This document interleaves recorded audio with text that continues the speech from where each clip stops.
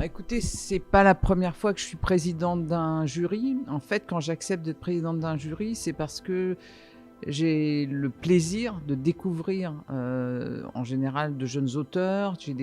Le plaisir de découvrir des œuvres du monde entier. Et c'est toujours un moment, surtout quand on vient de finir un film, c'est un moment de grande curiosité, de voir un petit peu les préoccupations des autres collègues, de voir l'émergence aussi des sujets. Donc pour moi, c'est plus au départ le plaisir, un plaisir de cinéaste, un plaisir de cinéphile, et puis ouais, d'être à la rencontre de ce qui se passe, de ce qui fait palpiter les autres auteurs autour de moi, et puis c'est prendre un peu le pouls du monde. Ce que je recherche, c'est d'être surprise. C'est un film qui m'emballe,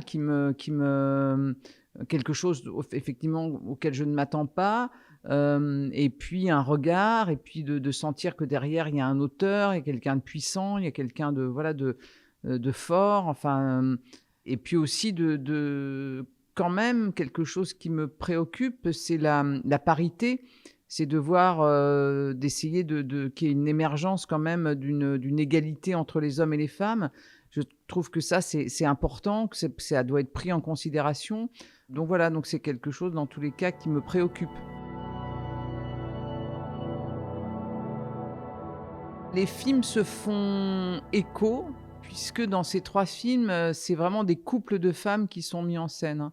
Dans La Répétition, c'est une amitié, de 2 jeunes adolescentes, et dont on sent que il y en a une qui fait la carrière peut-être que l'autre aurait aimé. Donc c'est une histoire à la fois de vampirisation, de jalousie et d'admiration. Et puis c'est le parcours d'une vie, voilà la chance qu'on a parfois d'être désigné, parce que là c'est notamment il y en a une qui veut être actrice et il y en a une qui va y arriver et l'autre pas. La chance d'être désigné, la chance ou la malchance, enfin de ne pas faire ce qu'on aurait souhaité faire, et de fantasmer sur l'autre. Enfin bon, c'est tous ces choix de vie aussi. Dans La Belle Saison, c'est aussi dans les années 70, donc c'est le renoncement à son homosexualité, parce que cette jeune femme doit reprendre la ferme, et en même temps, c'est aussi la découverte d'une espèce d'amour fou pendant les années 70, quelque chose qui est très, très lié aussi à la liberté des mœurs, au mouvement féministe naissant, justement aussi à l'homosexualité qui commence, j'allais dire, à être revendiquée, et voilà, et qui veut aussi obtenir des droits et une visibilité. Et puis dans le dernier film, c'est un film plus de maturité, où je me mets vraiment, alors là pour le coup, complètement en scène, quasiment moi dans mon couple, qui est joué par Valeria Bruni Tedeschi et Marina Foïs. Et c'est vraiment quelque chose c'est comme si tout d'un coup je me montrais encore plus à nu que dans mes autres films. Et puis avec l'aide et le soutien de ma productrice, qui est aussi mon amoureuse et ma femme dans la vie. Donc voilà, il y a quelque chose qui s'est opéré vraiment d'une plus grande visibilité. Et puis aussi de raconter à travers ce couple, son intimité, la situation de l'hôpital aujourd'hui en France, la situation politique, c'est-à-dire de passer de l'intime au collectif, tout en faisant rire, tout en étant, voilà, un film, j'allais dire, à la fois dramatique et drôle, quoi. Ah ben, je pense que quand on est cinéaste, au bout d'un moment, c'est presque quelque chose oui, d'instinctif. On regarde les gens, on les croque, on les croque pas avec les dents, on les croque voilà, comme on les dessine. Mais non, ce qui était intéressant dans La Fracture, c'était justement, on était dans un moment, enfin, on est dans un moment de grande ébullition, on voit avec les réseaux sociaux le côté. En même temps, les gens s'intéressent plus à la politique, ils vont plus voter, et en même temps, la politique est au centre de tout. C'est quelque chose quand même qui nous a impacté très très fort. On l'a vu sur les décisions politiques pendant la pandémie, qui ont eu voilà, qui ont eu des conséquences sur notre vie, sur notre liberté, voilà. Donc c'est important de choisir un dirigeant politique aussi par rapport à ce qu'il va faire quand on est dans des situations comme ça, aussi compliquées, aussi terrible que cette pandémie et la confiance qu'on va accorder dans la personne qui va prendre quand même des décisions pour, voilà, pour tout un peuple. C'est pas rien, quoi, c'est pas rien cette confiance, c'est pas rien de est-ce que ça se discute? Est-ce qu'on écoute un peu beaucoup de monde? Est-ce qu'on prend qu'on connaisse enfin, est-ce qu'on s'appuie que sur les conseils scientifiques? Est-ce que comment on répartit un peu les richesses? Comment on s'entraide? Enfin voilà, quoi. Est-ce qu'on privilégie les entreprises? Est-ce qu'on s'occupe aussi des gens les plus précaires? Enfin, c'est toutes ces questions qui sont au centre. Et dans l'hôpital, justement, on a vu combien l'hôpital était important enfin, dans le monde entier pendant cette pandémie. On a vu combien les structures hospitalières des pays étaient plus ou moins en bon état, comment on pouvait accueillir ou comment on laissait mourir les gens vraiment n'importe comment, n'importe où, etc. Et comment on faisait même des choix des fois drastiques en disant, on choisit les plus jeunes par rapport aux plus vieux, etc. Donc on voit bien que déjà que l'hôpital, c'est le cœur, j'allais dire, aussi de la société. C'est là où on prend soin, c'est là où on s'occupe. Donc le film, voilà, il raconte ça, puis il raconte aussi des mouvements sociaux. Et effectivement, en plus aujourd'hui, avec tout ce qui est nos besoins, j'allais dire, de confort les plus immédiats, comme être chauffé, comme avoir un toit au-dessus de la tête, le prix du gaz, de l'électricité, tout ça, toutes ces matières premières qui augmentent énormément. Dû aussi à ce qu'il va y avoir des changements de consommation. Donc toutes ces choses-là, c'est aussi des choix très importants. Et on voit une société, on voit des gens qui sont de plus en plus exclus, même s'ils travaillent, d'avoir un toit sur leur tête, de pouvoir vraiment se vivre décemment, de pouvoir se chauffer normalement, de pouvoir manger, etc. Donc on voit bien qu'on est dans une société qui fonctionne. Enfin, d'un côté, dans beaucoup d'endroits, depuis le début du siècle dernier, j'allais dire, on a gagné au niveau de l'égalité. C'est-à-dire qu'il y a quand même même sur les salaires, hein, il y a une égalité plus grande, mais évidemment, c'est toujours pas parfait, c'est toujours pas gagné, et c'est encore quelque chose sur lequel il faut travailler d'autant plus qu'aujourd'hui, il y a des spéculations boursières, il y a des pics comme ça avec des gens c'est-à-dire que c'était réparti avec des gens qui avaient beaucoup de richesses, d'autres qui en avaient moins. Maintenant, c'est vraiment une élite très, très petite qui a énormément de richesses et qui partage pas, dont notamment, par exemple, les plateformes, les GAFA, etc. Et qui font en sorte de ne pas payer les impôts dans les pays dans lesquels voilà, ils sont on a accès à leur fourniture. Donc c'est toutes ces choses-là sur lesquelles je pense qu'il y a une grande prise de conscience à avoir, quoi. J'ai travaillé avec ma scénariste habituelle, Laurette Polmans, et très vite, elle a abandonné le projet parce que j'étais sûrement de très mauvaise humeur, sûrement dans un état de crispation, de colère, et sûrement presque dans l'état dans lequel est le film. C'est-à-dire que le film est dans un état de crise totale. Et je pense que elle n'arrivait pas à supporter ma dynamique, la dynamique dont j'avais besoin pour écrire ce film. Donc, au départ, on a travaillé sur les personnages ensemble. On a choisi les personnages. C'est-à-dire que moi, j'ai choisi parce que je voulais parler de mon couple. Et puis, je voulais parler aussi de ce qui m'était arrivé, effectivement, de cette fracture, comment je suis tombée cette nuit à l'hôpital. Et puis, j'avais beaucoup de références de films que j'avais vus. Donc, ce chauffeur routier était très important. Les personnages aussi que rencontre Marina, le garçon avec qui il était au lycée aussi ensemble, enfin Julie dans le film, Marina Foïs à l'écran, donc qui rencontre Laurent Maillard, joué par Jean-Louis Couloc, et c'est un ami d'enfance, et comment elle a évolué, comment lui est resté dans son bled, et comment il est gilet jaune, comment il souffre aussi de cette fracture sociale. Donc voilà, tous ces personnages, le personnage de l'infirmière, enfin, on a un peu construit ces personnages, mais bon, voilà, au bout de 5-6 semaines, on a abandonné notre collaboration, donc je suis allée chercher une autre scénariste, j'ai travaillé un petit moment aussi avec Agnès Feuve, mais pareil, ça m'a permis d'aller plus loin dans certains personnages, dans certaines situations, d'amener une certaine légèreté par moment aussi, enfin de trouver pas mal de choses. Mais c'est pareil, c'est pas quelqu'un avec qui en fait, j'ai fini vraiment d'écrire le scénario quasiment toute seule pendant plus de 6 mois.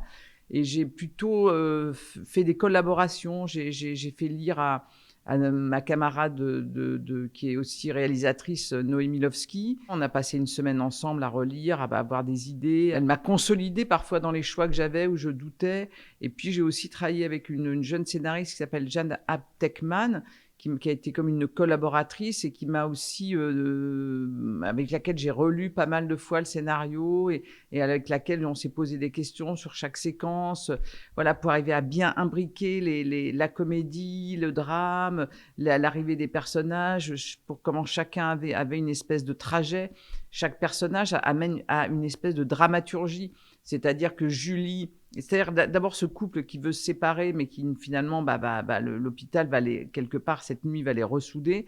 Mais Julie qui est inquiète parce que son fils est parti en manif et qui est tout le temps en train de demander si elle sort de l'hôpital pour savoir où il est ou pas.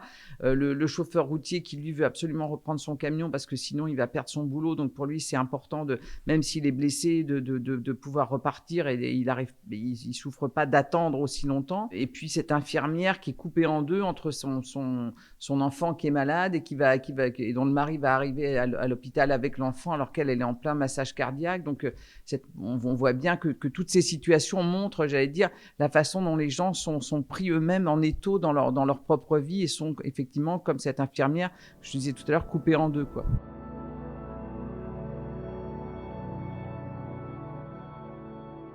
C'est pas une évidence parce que pour moi, souvent, je trouve que quand on se met caméra à l'épaule, c'est qu'on n'a pas d'idée de mise en scène et que c'est une manière de suivre les acteurs. J'ai beaucoup de réticence avec la caméra à l'épaule. Et en même temps, là, je me suis dit que c'est la première fois que je tournais dans un lieu unique. D'habitude, j'ai beaucoup le dernier film, par exemple, qui se passait des années 50 à aujourd'hui, m'avait entraîné sur beaucoup de décors. Et des fois, on avait 3 décors par jour à filmer. Donc, j'allais dire, c'était sous ces décors, cette multiplicité de décors qui faisait aussi avancer le récit. Là, je suis dans un endroit unique, dans cet hôpital quasiment, même s'il y a un petit début en dehors de l'hôpital. On est quand même dans une espèce d'arène, dans ce que j'appelle les films de dispositif. C'est un dispositif, cet hôpital. Et c'est un dispositif où les gens se rencontrent, où il y a des allers-retours, où ils se rencontrent. Et c'est un endroit où on se cogne, j'allais dire, où on peut pas s'éviter, on est face à face. Et c'est vraiment, pour moi, ça représente vraiment la société, quoi. Et donc oui, je me suis dit que là, pour une fois, parce que de toute façon, chaque film, c'est transgresser quelque chose. C'est toujours, on n'applique jamais les mêmes règles, ou alors on est des réalisateurs. Je sais pas. Dans tous les cas, moi, j'essaye de prendre des risques et de faire des trucs différents, et même d'aller vers quelque chose qui ne serait pas forcément de mon goût au départ. Et donc, je me suis dit là, pour amener de la vie dans ce film, puisque dans ces urgences, même si c'est vivant, même s'il y a des gens qui passent, etc., on est quand même dans un état d'attente, la salle d'attente. Donc, je me suis dit, pour pas qu'on va se faire chier si on est là avec des gens qui attendent, avec une actrice qui est sur un transat, j'allais dire, non, sur un brancard, l'actrice qui est sur un brancard, l'autre acteur qui est dans un fauteuil roulant, même s'il est comme un lion en cage. Quand même, comment je vais faire pour trouver cette énergie? Et puis en plus, c'est un film qui est bavard, qui parle, etc.